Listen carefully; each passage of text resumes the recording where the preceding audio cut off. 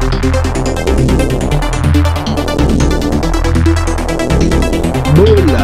dalam berita.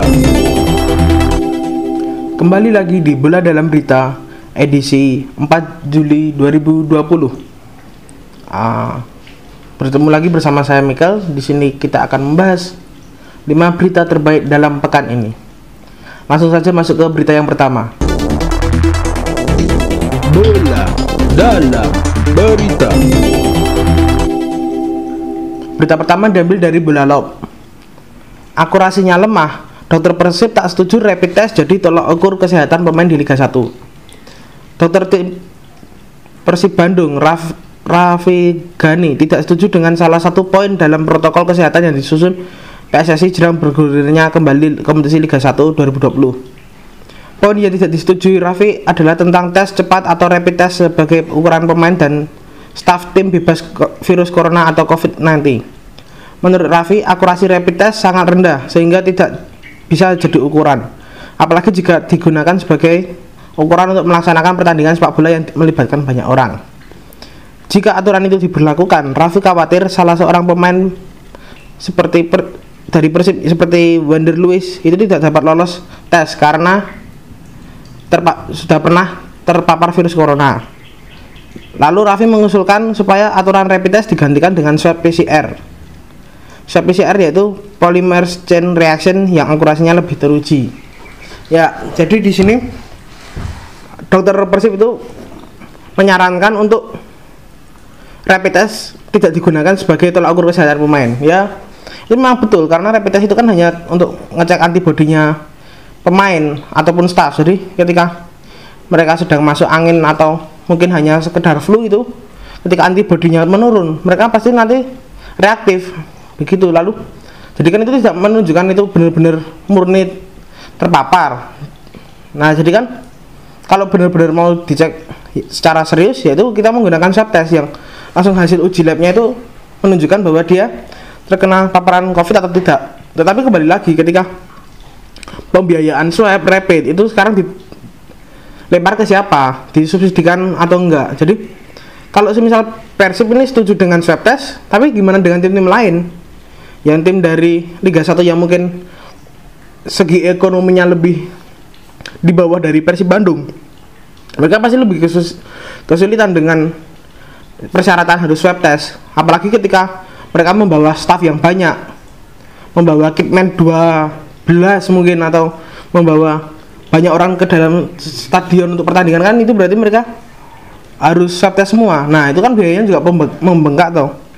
Tapi ya kembali lagi gimana caranya, ini kembali lagi ke PSSI, gimana caranya PSSI bisa membangun kompetisi yang baik. Nah, sekarang kondisi COVID seperti ini, apa-apa serba terbatas, apa-apa serba menjadi mungkin masalah yang sulit dipecahkan. Nah, jadi ini tugas berat dari PSSI dan tugas berat untuk mungkin semua orang yang di dunia sepak bola Indonesia. Jadi ya semoga bisa menghasilkan solusi yang lebih baik lah PSSI. Jadi bisa menguntungkan untuk semua pihak. Jadi semua pihak tidak ada yang dirugikan di sini karena ini urusan kesehatan bersama kesehatan masyarakat. Yoi, langsung lanjut ke berita kedua. Bola dalam berita. Berita kedua diambil dari Tribun. 3 klub tolak kompetisi Liga 1 2020 dilanjutkan di tengah pandemi COVID-19. Begini alasannya. 3 klub menolak kompetisi Liga 1 2020 dilanjutkan ini ya. Saya bacakan beritanya. PSSI resmi mengumumkan kompetisi Liga 1, Liga 2 dan Liga 3 2020 dilanjutkan. Padahal Liga 3 itu belum jalan. Liga 3 itu belum jalan sama sekali. Jadwal baru keluar dan dibilangin dilanjutkan. Berarti kan ini sama aja mulai dari awal. Liga 2 baru 1 pertandingan. Berarti sama aja ini juga mulai dari awal. Apalagi Liga 1 pun 2 pertandingan juga. Liga 2 1 pertandingan, Liga 3 belum ada pertandingan. Ini repeat, ini pengulangan ya. Tapi ya oke lah, kita lanjut baca beritanya. Hanya saja keputusan PSSI itu tak sepenuhnya diterima oleh kontestan kompetisi kasta tertinggi di tanah air. Sebanyak 3 klub, yaitu Barito Putra, Persebaya Surabaya dan Persik Kediri tidak setuju kompetisi kembali dilanjutkan. Tanggapan dari Barito Putra. CEO Barito Putra, Hasnur Riyadi Sulaiman mengatakan pihaknya tidak setuju Liga 1 2020 dilanjutkan. Alasannya, karena virus corona belum menunjukkan penurunan di Indonesia. Barito Putra merasakan dampak COVID-19 di Indonesia. Salah satu asisten pelatih Barito Putra yaitu Yunan Helmi sempat dinyatakan positif COVID-19 dan harus dirawat selama 1 bulan. Kami merasakan betapa sulit dan sakitnya anggota keluarga kami saat melawan pandemi ini, kata Hasnur Riyadi. Prinsip kami mencegah lebih baik daripada mengobati. Karena resiko cukup besar, kami memilih untuk bersikap hati-hati demi keselamatan ke depan. Lalu tanggapan dari Persebaya, sama seperti Barito Putra, Persebaya juga tidak setuju Liga 1 dilanjutkan. Menurut Azrul, di tengah kompetisi, di tengah situasi ini yang COVID-19 ini, Bajul Ijo tidak mau menyatakan sikap tidak setuju untuk kompetisi ini dilanjutkan. Alasan utamanya karena PSSI belum memberikan panduan teknis yang jelas dan kepastian untuk semua stakeholder sepak bola. Kata Azrul, keputusan untuk melanjutkan Liga 1 di tengah situasi yang serba tidak pasti justru menambah resiko dan beban bagi klub. Saat ini energi pemerintah dan seluruh elemen bangsa fokus melawan pandemi COVID-19. Belum ada tanda-tanda pandemi ini kapan berakhir, kata Azrul. Terlebih situasi di Surabaya, jumlah pertambahan pasien dan kematian tertinggi di Indonesia. Hal yang sama terjadi juga di kawasan Surabaya Raya, yaitu Sidoarjo dan Gresik. Dalam situasi ini sangat berisiko ada aktivitas sepak bola di semua tingkatan. Lalu dari Persik Kediri juga memiliki sikap yang sama dengan Persebaya Surabaya dan Barito Putra. Presiden Persik Kediri Abdul Hakim Bafakih menyatakan keputusan dilanjutkannya Liga 1 di tengah pandemi COVID-19 sangat berisiko. Menurutnya penghentian Liga 1 2020 adalah keputusan yang sangat terbaik. Hal tersebut karena kurva pasien positif COVID-19 di Indonesia terus meningkat setiap harinya. Abdul Hakim tidak menutup mata atas kerja keras yang diupayakan PSSI agar Liga 1 musim ini dilanjutkan. Oleh karena itu, ia berharap PSSI benar-benar menerapkan protokol kesehatan dalam lanjutan Liga 1 2020. Kompetisi di tengah pandemi sangat berisiko, apalagi pandemi COVID-19 di Indonesia belum tampak melandai. Jangankan melandai, titik puncaknya aja belum selesai, kata Abdul Hakim Bafakih. Nah, ini di berita ini ada 3 klub, Barito Putra, Persebaya, Persik Kediri. Barito Putra merasa keberatan karena pernah ada asisten pelatih yang terpapar COVID-19. Maksudnya mereka juga merasakan bagaimana sulitnya ada keluarga mereka yang mengalami pandemi ini, mengalami sulitnya menghadapi pandemi ini. Persebaya Persik Kediri jelas mereka di tanah Jawa Timur yang notabene zona merah malah paling merahnya di Indonesia. Walaupun mungkin Jawa Timur itu hijau katanya teman-teman, dolar bonek sana gitu. Tapi ini kalau untuk COVID ini Jawa Timur ini termerah. Nah, ini malah ada update terbaru sebenarnya, itu Persita Tangerang itu juga turut menolak untuk dilanjutkan kompetisi. Nah, sekarang berarti kembali lagi nih, mereka menolak karena apa? Mungkin PSSI itu belum ada progres. Udah ini 1 bulan menyatakan Liga mau jalan, tetapi kejelasan protokolernya itu tidak jelas. Ini mengurus untuk kesehatan, tunjangan segala macam. Liga mau diputar seperti apa agar tim itu mendapatkan profit yang kelihatan mata. Lalu untuk revisi kontrak segala macam itu belum terlalu dibahas secara mendetail. Hak siar, sponsorship persentasenya masuk berapa itu kan juga belum banyak dibahas ini. Jadi mungkin sebagian tim ini kan udah mulai khawatir kalau kita kompetisi dijalankan, terus gimana bisa berjalan dengan baik loh. Kemarin tanpa ada pandemi ini ya, mohon maaf Pak PSSI dan seluruh pengurus liga di Indonesia, liganya aja nggak pernah berantakan kok. Masa kalau COVID ini ya pasti itu juga tetap sukses kalau bapak yang ngurus. Jadi ya balik lagi nih, semoga masalah segera terselesaikan, PSSI punya jalan terang. Udah tadi dari Persib juga menyarankan untuk urusan protokol kesehatan itu harus dikejar semuanya, agar kalau liga mau jalan ya dilanjutkan lagi, kalau mau dimulai dari awal ya kita mulai dari awal lagi, begitu. Lanjut ke berita selanjutnya, berita ketiga. dalam berita. Berita ketiga diambil dari Republika. PSMS Sriwijaya heran ada tim tak setuju liga dilanjutkan. Manajemen klub Liga 2 PSMS Medan dan Sriwijaya FC merasa heran masih ada tim yang tidak setuju liga dilanjutkan di tengah pandemi COVID-19 sesuai dengan keputusan PSSI. Waktu rapat virtual mereka mengiyakan, namun kok sekarang bilang tidak. Seharusnya kalau sudah menyatakan iya, ya iya saja, ujar Sekretaris Umum PSMS Medan Julius Raja ketika dihubungi antara dari Jakarta, Kamis. Sementara manajer Sriwijaya FC, Hendry Zainuddin menegaskan bahwa dirinya tidak sepakat dengan sikap beberapa klub dari Liga 1 tersebut. Menurut Hendry, tim-tim itu tampak lebih menonjolkan ego masing-masing. Kalau mengedepankan ego, memang akan sulit memahami keinginan PSSI. Padahal PSSI sudah sangat memberikan win-win solution, tutur pria yang juga wakil direktur utama perusahaan penaung Sriwijaya PT Sriwijaya Optimis Mandiri tersebut.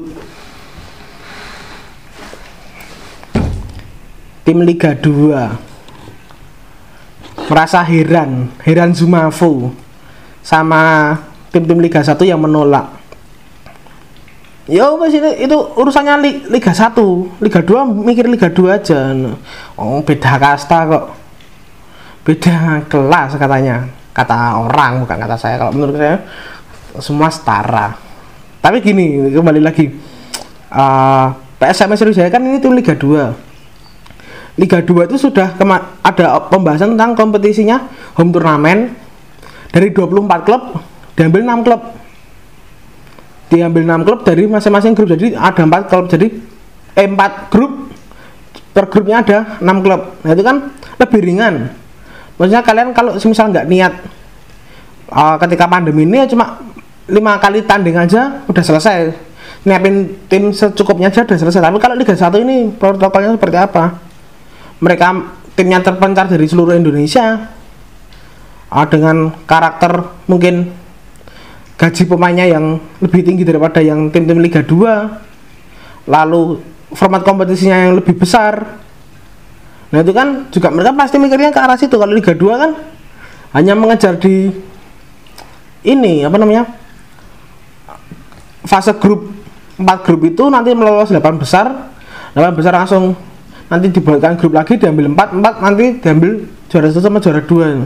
Itu kompetisi singkat loh Liga 2 tuh. Jadi ya mungkin ini nggak bisa dibandingkan. Kalau Liga 2 punya dapur sendiri, Liga 1 punya dapur sendiri ya, dan ya ini perhitungannya kan beda. PSMS sama Sriwijaya ya kita paham, mungkin PSMS Sriwijaya pernah di Liga 1 walaupun sekarang di Liga 2. Apa jangan-jangan kalian ini juga pengen mengincar Liga 1 ini, tapi ya who knows lah. Liga 2 ngomentari Liga 1 nggak patut pak, nggak patut. Ya lanjut ke berita keempat. Bola dalam berita. Berita keempat diambil dari Detik. Tanggapan PSSI setelah pemerintah membentuk Inafok. Ketua Umum PSSI Muhammad Iryawan menanggapi pengambil alihan Piala Dunia U20 2021 oleh pemerintah. Menurut itu hal wajar dan tak mempermasalahkannya.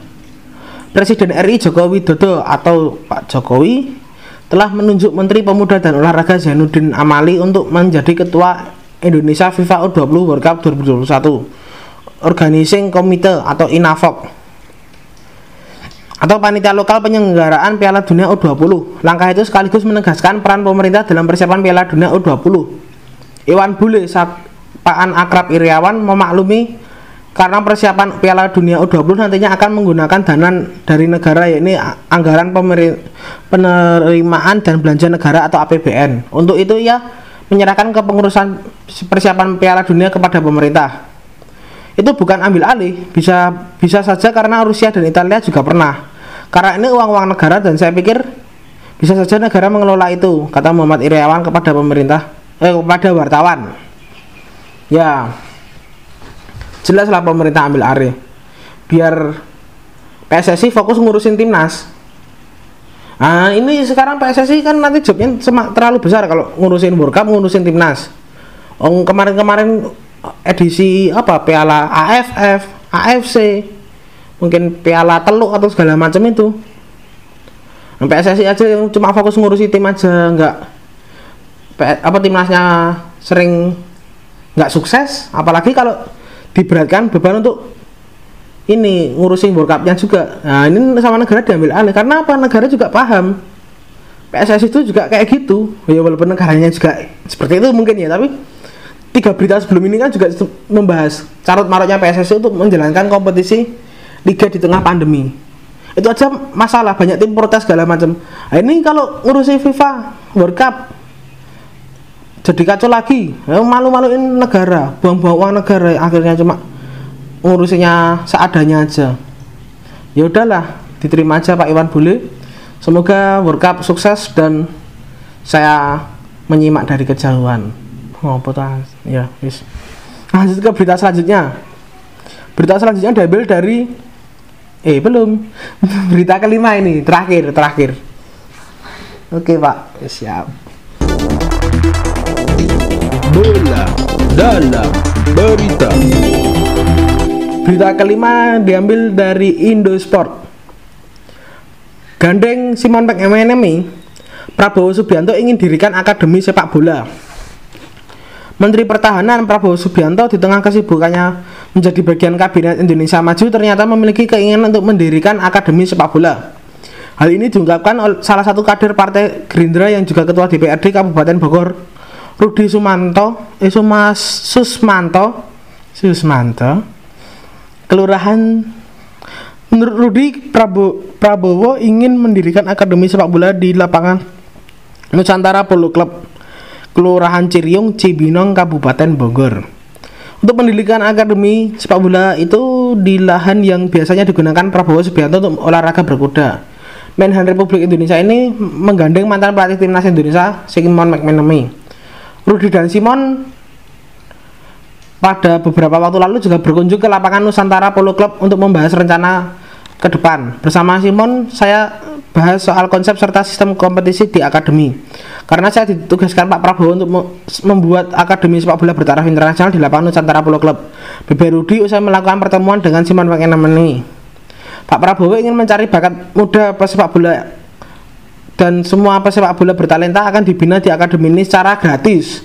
Ibu Rudi, selama ini lapangan Nusantara Polo Club memang sudah kerap digunakan untuk klub-klub di Cibinong untuk melakukan latihan. Salah satu klub yang menggunakan adalah Cibinong Putra atau Cibut. Kedepannya bakat muda pesepak bola akan berlatih di lapangan itu untuk lebih terprogram dalam menjalankan aktivitas di dalam lapangan. Mantap Pak Prabowo, saya memuji ini. Jadi Pak Prabowo ini sudah mulai ingin membangun sepak bola Indonesia yang baik, menyediakan lapangan secara gratis ya, walaupun mungkin di Indonesia juga banyak lapangan tapi tidak ada orang yang mau ngurusin ya toh.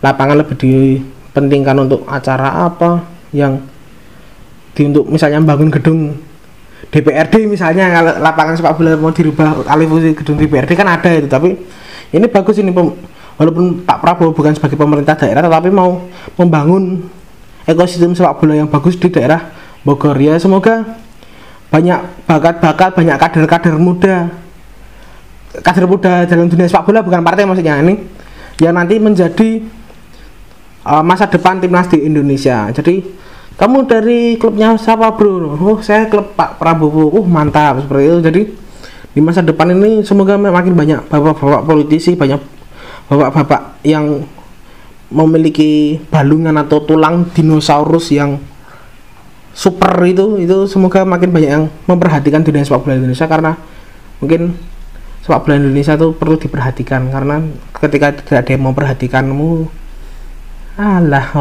ya intinya begitu. Mantap Pak Prabowo, tingkatkan, ajak rekan-rekan yang lain untuk membangun sepak bola Indonesia lebih baik. Sekian berita dari saya. Jangan lupa habis ini nanti mungkin ada member promosi.